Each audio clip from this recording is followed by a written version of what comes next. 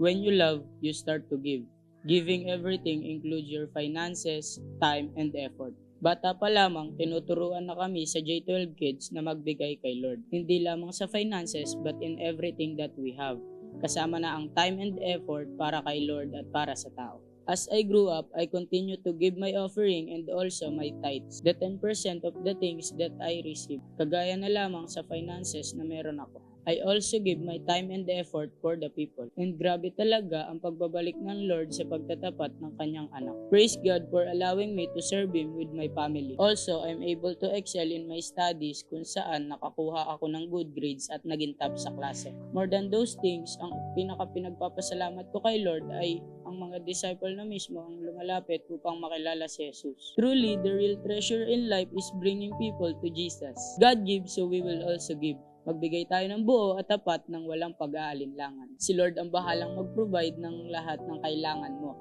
Kaya huwag kang matakot na mawalan sa pagbibigay mo sa Kanya. Sabi nga sa Kawikaan 11:24, ang taong mapagbigay ay lalong yumayaman, ngunit ang mga taong sakim ay hahantong sa kahirapan. Ako si Col Rojan Madeha na nagbibigay ng tapat sa Diyos, na unang nagbigay at nagtapat. Give your best, Jagians! Pwede po ba tayong tumayo? Yan. Ay, sige po. Ayaw po nila tumayo. Hindi. Sige po, kuha na lang po tayo kahit any amount naman po yan. Kahit, ayun nga po, sabi nga din po, di ba, doon sa video na panood natin.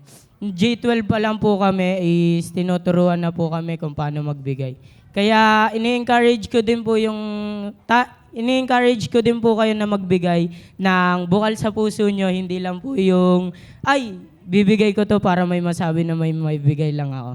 Dapat po ibigay natin kung ano yung bukal sa puso natin. Ayun po, let's pray po. Yes, Lord, Panginoon, kayo na pong bahala, Panginoon, sa mga magbibigay at sa mga hindi magbigay, Panginoon. Yun sa mga hindi magbibigay, Panginoon, patuloy niyo pong hipuin ang puso nila, Panginoon, para magbigay sa iyo. At Panginoon, wag niyo po silang hayaan, Panginoon, at kayo na po mag-provide ng lahat ng pangangailangan nila. In Jesus' name we pray, Amen.